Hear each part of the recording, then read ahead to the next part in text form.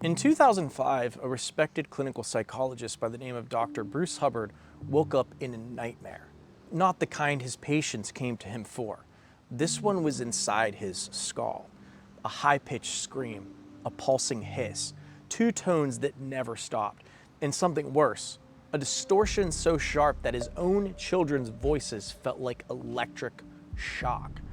And despite all of his training, despite helping people through trauma and panic attacks for years, he could not help himself. He became convinced that his life was over. But what happened next is one of the most unbelievable turnarounds in tinnitus history. Because the man who thought he was doomed would become the man who cracked the code. So Dr. Hubbard was in his office, quiet, a little too quiet. And he hears for the first time a high-frequency shriek and a whooshing hiss that pulses in time with his heartbeat. At first he thinks, maybe I slept a little weird, maybe it'll go away, but it doesn't. Night comes, he tries to sleep, and every time he drifts off, the sound pulls him back awake. And day after day, the sound gets louder. Even in noisy rooms, he can still hear it. And then the hyperacusis kicks in. His kids laugh, it feels like shards of glass inside his ears. A coworker raises their voice and it feels like someone is stabbing inside his skull.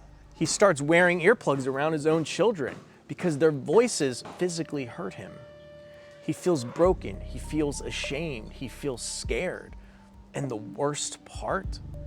He starts remembering a patient that he worked with from years earlier, a man whose tinnitus and hyperacusis was so severe that he could barely sit in Dr. Hubbard's office without crying.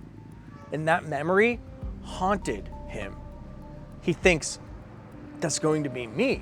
I'm next. My life is over.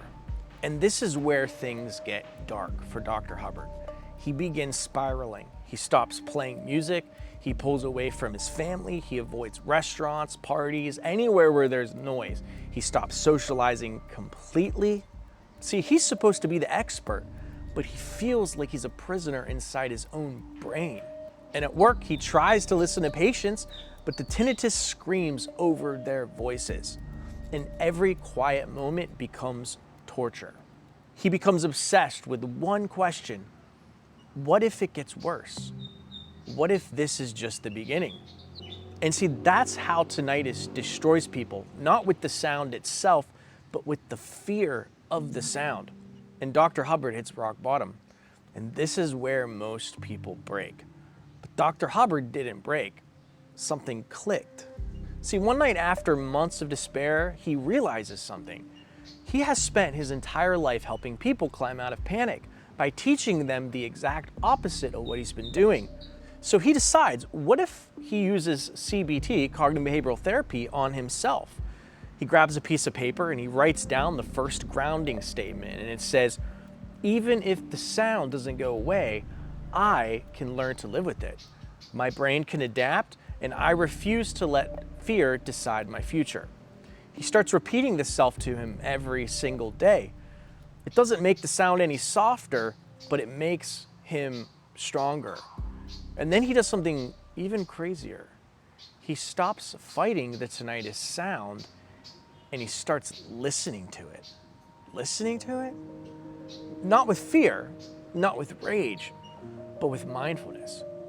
A skill that he used to teach patients for depression and anxiety.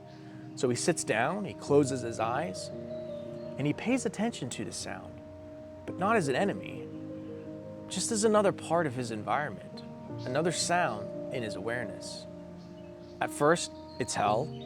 The sound is brutal, it's distracting, it's upsetting, but he keeps going every day. And something starts to change. His brain stops panicking. The sound stops feeling so threatening. His emotional reaction weakens. He's building a new relationship with the tinnitus sound. One where he's in control and not the sound.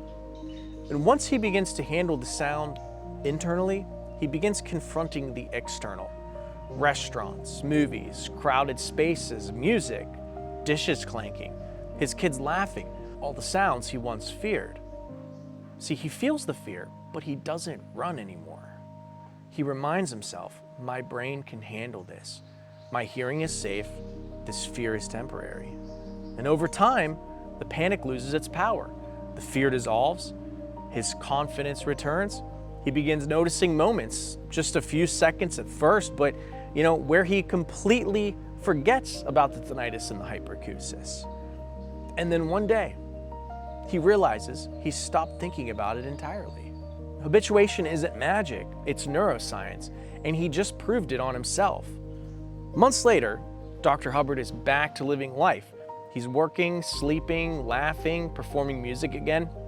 This time, more carefully, but joyfully. He no longer uses earplugs everywhere. He no longer fears the sound. He rarely even notices the tinnitus anymore. And when he does notice it, it doesn't have any emotional authority over him. It has no weight whatsoever. It's like seeing a shadow. He recognizes it, but it doesn't bother him anymore. He gets his life back. And today, Dr. Hubbard teaches thousands of tinnitus sufferers his same method he used on himself. So if a clinical psychologist who lost silence, lost music, lost peace, and lost hope can climb out using only his mind, then so can you. Tinnitus can't destroy you if you understand how to train your brain. Here's the truth. You don't need silence to have your life back. You need the right tools. And if you're going through this right now, don't fear, don't panic. The noise is just a sound, but it feels like it's more than that. There are real scientific tools that help people. At tinnitus.health, I have built an application that takes the core ideas of habituation, cognitive behavioral therapy practices, neuroscience, and I put it into one device that helps you reframe your thoughts, track your habituation, meditate. There's a daily tinnitus test that you take and lets you know how you're doing with your tinnitus, and it gives you a list of things to do each day.